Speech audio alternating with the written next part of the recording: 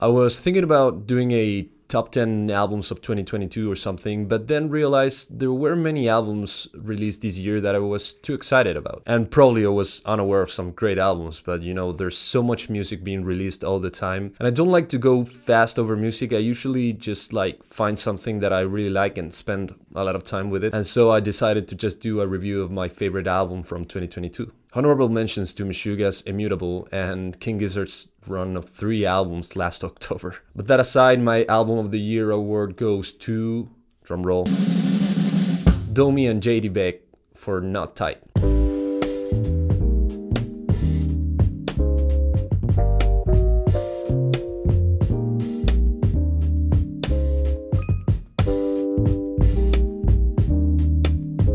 Domi and JD Beck are a duo of young prodigies who've had a meteoric rise since meeting at the NAMM show back in 2018. Their incredible skills quickly called the attention of heavy players like Anderson .Paak and Thundercat, among others. Paak signed them to his label Apeshit and helped them set up everything for the recording of their debut album. He basically sat with them with a whiteboard and asked them to envision how they wanted the album to sound and feel and who they wanted to play with. And then he just made it all happen. Pretty cool, huh? But really, if somebody deserved to be taken out of the internet and into the spotlight like this, is these two.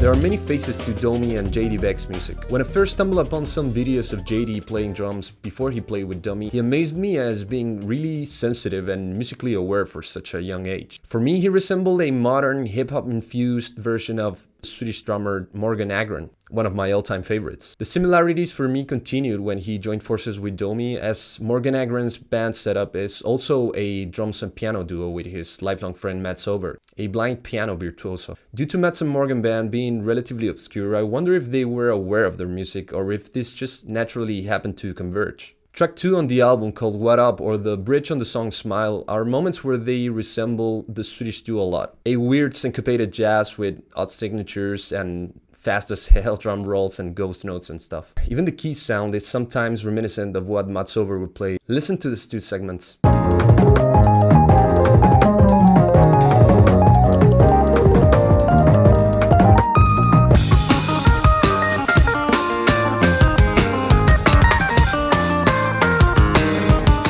Also listen to this.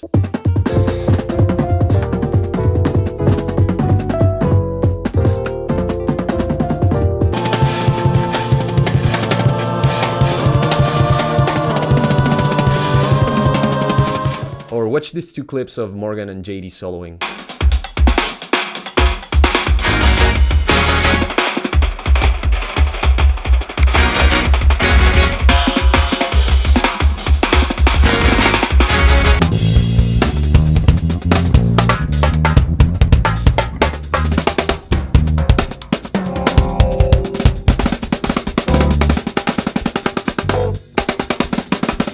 But this album goes way beyond that musical space. Domi and JD's music, as much technical and flashy as it is also very listenable. Their contemporary sound makes their music very refreshing and relevant, as well as the wide array of features they have on the album. Thundercat has a couple of features on the album, bringing his classic, crazy and creative bass lines.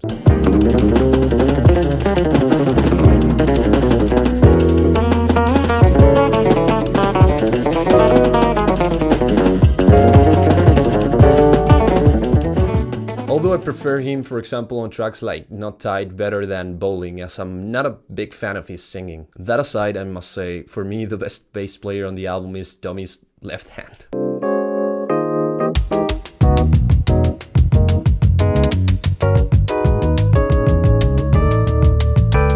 The bass lines that Domi plays are insane, really creative both rhythmically and harmonically. Listen to the lines she plays on the song Smile. The notes are placed in a very smart way, moving the song forward and bringing tension, but also helping resolve the weird melody and chord progression.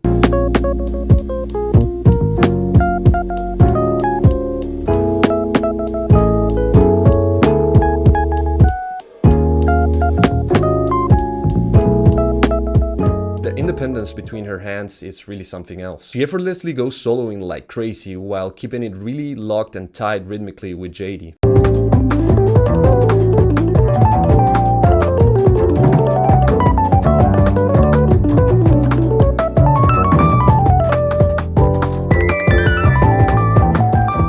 Soundwise, I like the fat, dry, minimal, and detailed sound of the mix. Although, as it usually is with jazz, listening to a live performance will give you a better idea of their dynamics and overall touch, as the album versions sometimes may sound too compressed and produced, which works well, for example, on the tracks featuring Pac, but less on their more instrumental tracks compared to their live versions. An interesting surprise on the album was the fact that both JD and Domi could sing, and could sing quite well actually. They sing here and there and also harmonize some of the hooks on many tracks, but they really come to life on the track Take a Chance. A sweet pop, jazzy R&B tune with a chorus that is very catchy. For sure I can see Pac's influence here as he raps and sings the verses and the pre-chorus, but mostly as a producer and arranger, turning these two jazz freaks into mainstream material, if only for a moment.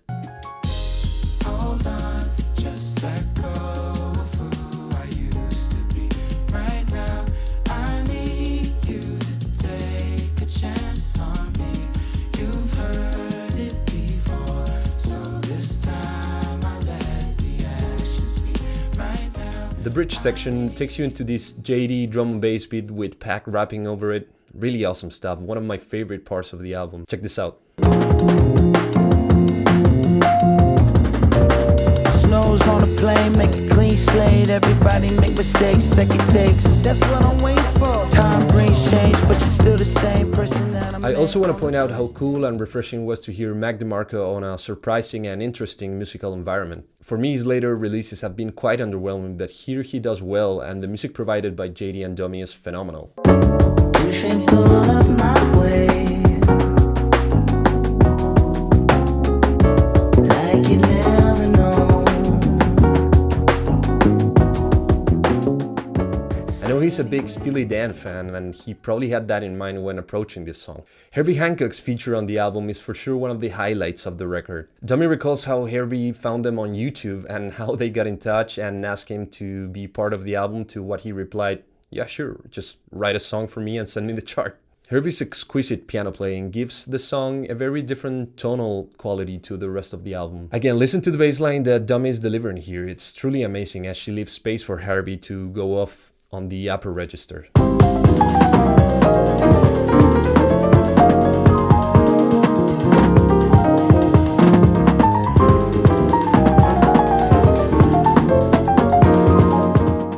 You can also find Snoop Dogg and Busta Rhymes on the album, but the last feature I want to talk about is Kurt Rosenwinkel. The addition of Kurt's guitar to Domi and JD's already insane combo really takes the song to the next level, and the soloing is unbelievable as expected.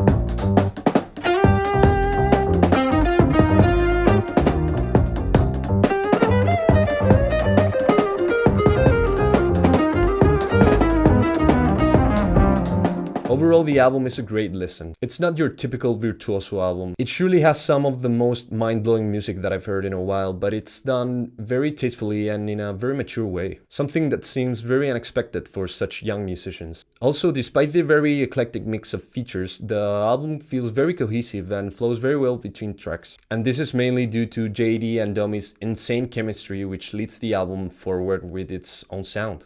As players, JD and Domi are at the forefront of their instruments and are truly a testament that jazz is still alive and kicking in 2022. Well, there you have it, Album of the Year. If you're not yet aware of these two music prodigies, definitely check their album, but I will strongly suggest you to go search for some of their live performances so you can really get a feel for their chemistry and insane talent. But what was your favorite album of 2022? Did you like Not Tight?